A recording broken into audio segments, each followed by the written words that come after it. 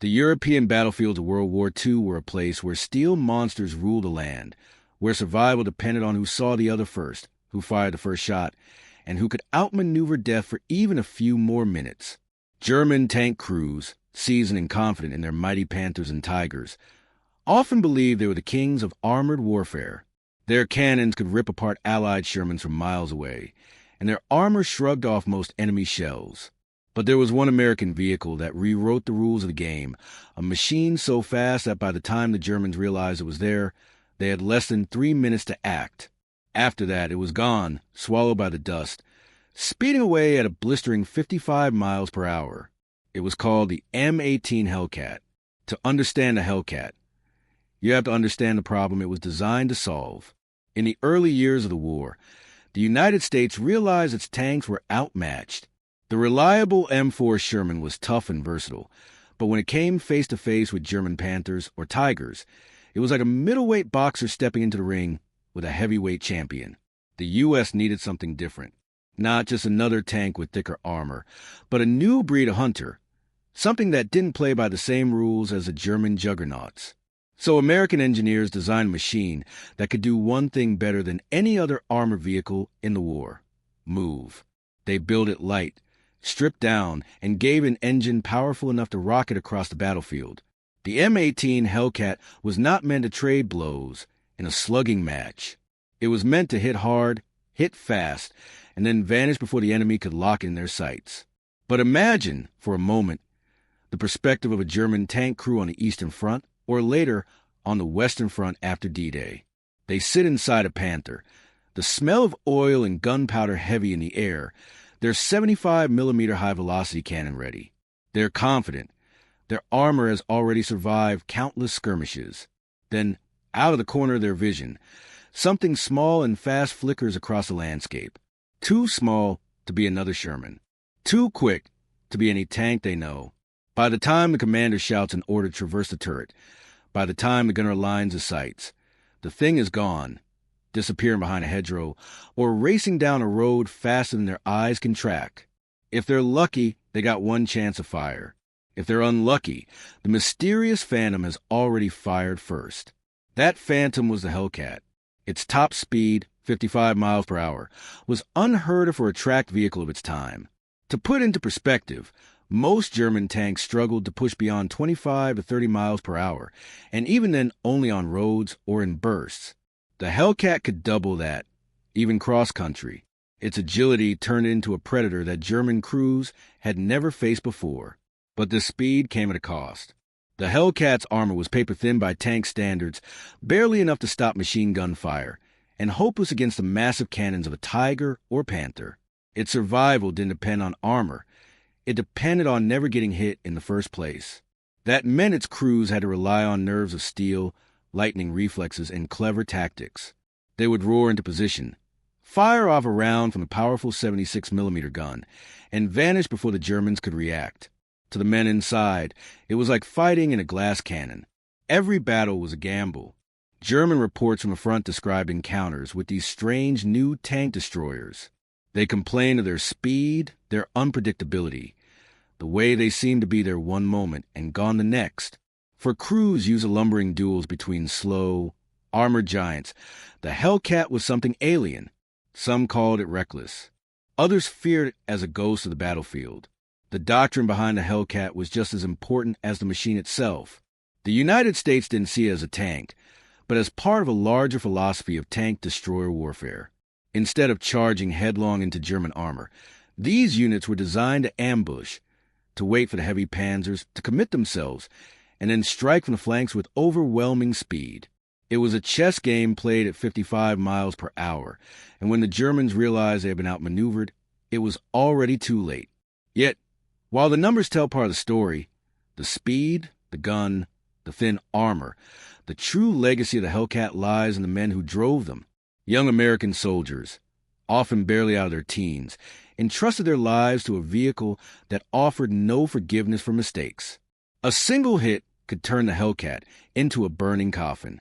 And yet, those same crews became legends for their daring. They embraced the Hellcat's philosophy. Don't be where the enemy expects you. Don't give them the time to adjust, and never, ever stand still. The tension for German tank crews came from that ticking clock. 3 minutes. That's about how long it took from spotting a Hellcat to trying to swing a heavy Panther or Tiger turret around, to align a shot and to fire. 3 minutes to make the difference between survival and destruction. And if they hesitated, if they missed their chance, then all they saw was the dust cloud left behind by the fastest tank destroyer of the war. But the Hellcat wasn't perfect. It was fragile. It was vulnerable. Its crews knew that if they made a wrong move, if they stayed just a little too long in one place, they would be torn apart by German shells. And so every battle became a deadly dance of risk and reward. The Germans had firepower, armor, and experience. The Americans had speed, daring, and the element of surprise. This clash of philosophies, armor versus speed, brute strength versus agility, set the stage for some of the most dramatic armor encounters of the Second World War. Battles where a split-second decision decided not just the fate of one vehicle, but sometimes the outcome of an entire engagement.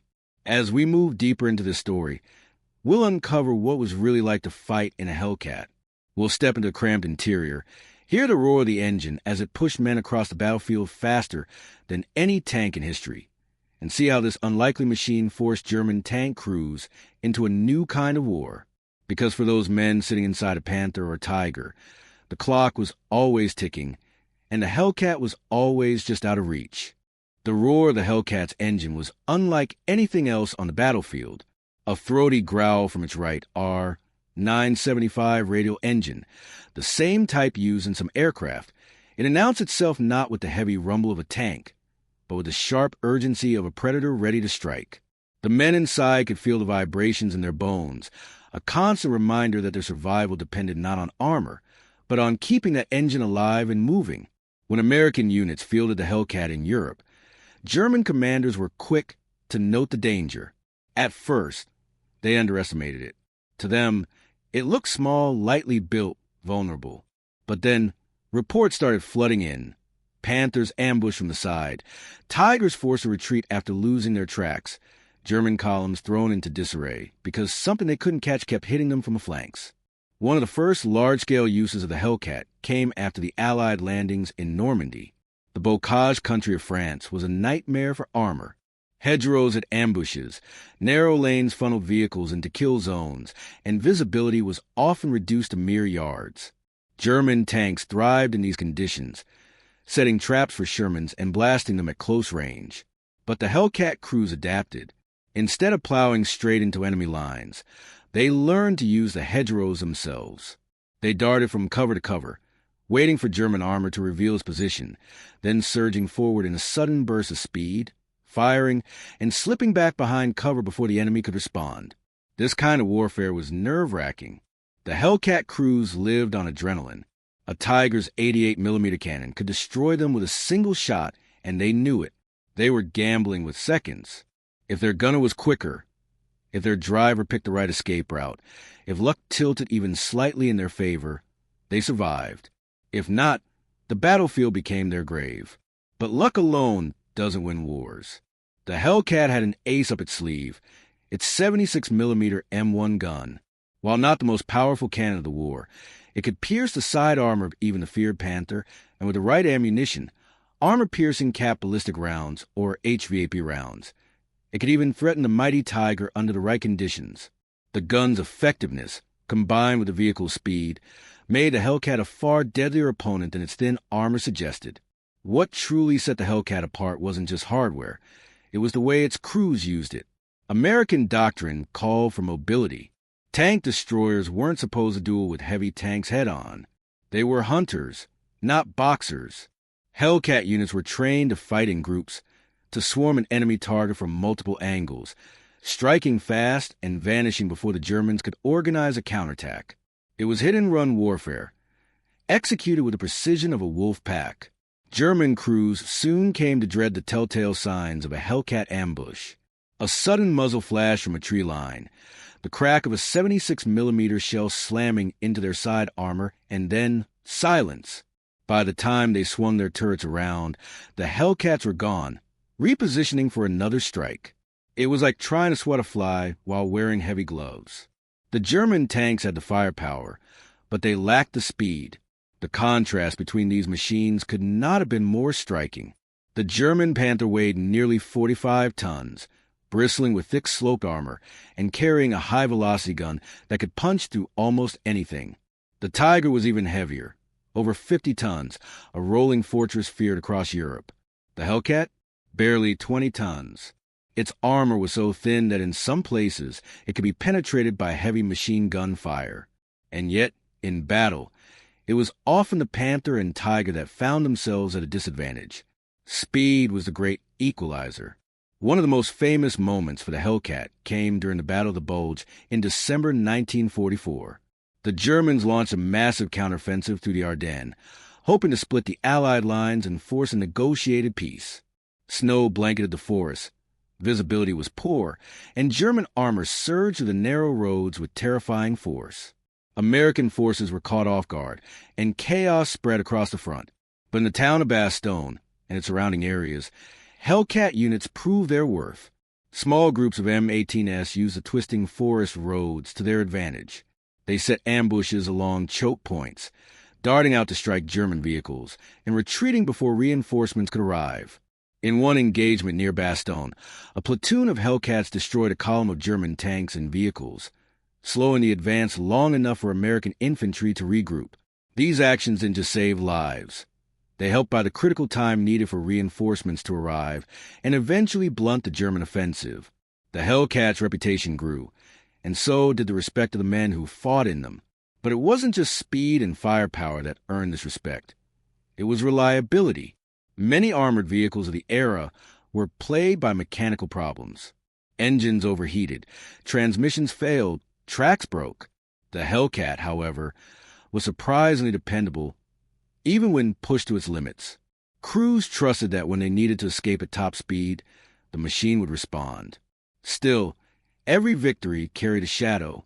For every successful ambush, there were Hellcats that didn't make it back. A miscalculation, a hidden German gun, or simply bad luck could turn their vehicle into a death trap. Veterans remember the sickening sound of incoming shells, the way even a near miss could rattle the thin armor and leave them shaken. They remember the fires that consumed comrades when the Hellcat was struck and the silence afterward. And yet, despite the risks, crews often described the Hellcat with affection. Some called it a sports car compared to the lumbering Shermans. It was responsive, fast, exhilarating even in the rare quiet moments between battles. There was a sense of freedom in its speed, as though the machine itself was daring its crew to push harder, to trust it with their lives in the most dangerous places on Earth. The Germans, for all their armored superiority, never developed a direct answer to the Hellcat. They continued to rely on heavier and heavier tanks, even as their mobility suffered. The Allies, meanwhile, proved that sometimes agility and clever tactics could defeat brute force. The Hellcat wasn't perfect, but it embodied a philosophy that armored warfare wasn't just about who had the thickest armor or the biggest gun. It was about who could control the tempo of battle. And controlling tempo was what the Hellcat did best. A German tank crew that spotted a Hellcat had, on average, 3 minutes to act, 3 minutes to decide whether to fire, to maneuver, to survive. For the men inside those heavy machines, 3 minutes could feel like an eternity or like no time at all. As the war dragged on, stories of the Hellcat spread. Tales of impossible speed, daring ambushes, and battles where German giants were brought low by a machine half their size. Some stories grew into legend, told and retold by soldiers who had seen the Hellcat in action. Others were etched into official reports, numbers on a page that spoke to the strange truth of armored warfare, that sometimes the smallest predator could bring down the largest prey. But the real test of the Hellcat came not in statistics nor in doctrine, but in the chaos of battle itself. And it was in those moments of chaos, when dust filled the air, when shells screamed overhead, when the ground shook with the weight of advancing armor, that the Hellcat's true legacy was written. Snow fell softly over the shattered forests of Europe, muffling the sound of distant artillery. The year was 1945, and the German war machine was running on borrowed time. Yet even in its final months, the war still demanded sacrifices from those who fought it. In towns and villages across the Western Front, German tank crews continued to battle with grim determination, knowing their Reich was collapsing, but unwilling to surrender without a fight. Against them stood young Americans and machines that were never meant to go toe-to-toe with Tigers or Panthers. And yet, time and again they did. Those machines were the M18 Hellcats. The climax of the Hellcat story was not a single battle, but a string of encounters where speed and cunning defeated brute force. In the Ardennes, in the Alsace region, in countless villages whose names were soon forgotten, Hellcats emerged from the smoke like phantoms. One moment the battlefield was quiet. The next moment a German tank erupted in flames from a shot delivered at close range. By the time the enemy could react, the Hellcat was already gone, leaving only shattered steel and confusion behind. What made these moments so powerful was the psychological impact. German crews, once supremely confident in the armor of their Tigers and Panthers, began to feel hunted. They knew the Allies had Shermans. Those were predictable, manageable. But the Hellcat was different. It was unpredictable, untouchable. Just a rumor of Hellcat units in an area could cause commanders to hesitate, to slow their advances, to constantly scan the flanks for a threat they might never even see. For the Americans, it was both terrifying and exhilarating. Crews often joked nervously before battle, calling their vehicles glass cannons or death traps. But when the fighting began, they embraced the Hellcat's speed with almost reckless enthusiasm. Drivers pushed the engines to the limit, swerving across open fields, daring German gunners to try and hit them. Gunners trained their sights on vulnerable points of German armor, flanks, rear plates, tracks, knowing they had only seconds of fire before it was time to retreat. Every battle was a gamble, every ambush a deadly game of chance. But when it worked, when a Hellcat destroyed a Panther twice its weight and then escaped unscathed, the sense of triumph was unforgettable. Statistics revealed just how effective the Hellcat could be. During the war, M18 units destroyed thousands of German vehicles, often with far fewer losses than expected. In one engagement, Hellcat crews held off repeated German attacks for hours, buying precious time for infantry reinforcements to arrive. Their kill-to-loss ratio stunned even seasoned commanders, who had doubted whether such a lightly armored vehicle could make any impact at all. But numbers alone cannot capture the human side of the story. Veterans who survived to tell their tales often spoke not of victory, but of survival. They remembered the deafening roar of their engines, the heat of the cramped interior, the way time seemed to slow as they lined up a shot against an advancing German tank. They remembered friends who didn't make it back.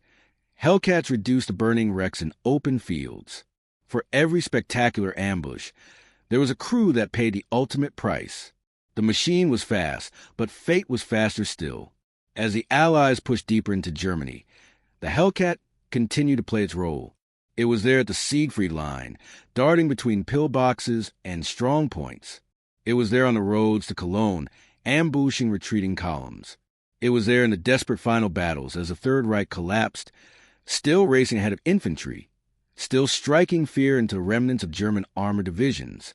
The Hellcat never stopped moving, never stopped fighting, until the war itself came to an end. And when the guns finally fell silent in May of 1945, the legacy of the Hellcat was sealed. It had proven something profound, that speed, maneuverability, and tactics could rival even the heaviest armor. It had shown that war was not always about who had the biggest gun, but about who could adapt, who could surprise, who could control the rhythm of combat. The German tank crews who faced it never forgot those encounters. In post-war memoirs, some described the frustration of fighting against a machine they could rarely catch. Others admitted a grudging respect for the Americans who dared to ride into battle with so little protection. The Hellcat had changed their perception of armored warfare. No longer could they assume that heavy armor guaranteed safety. No longer could they dismiss lighter vehicles as mere cannon fodder. The Hellcat story did not end with World War II. In the years that followed, many were exported to Allied nations, serving in conflicts across the globe. They saw action in places as distant as Yugoslavia, China, and Latin America. Even as technology advanced, the Hellcat remained a reminder of a radical design philosophy, that sometimes speed was the best armor of all. But for the men who fought in them, the memories remained personal.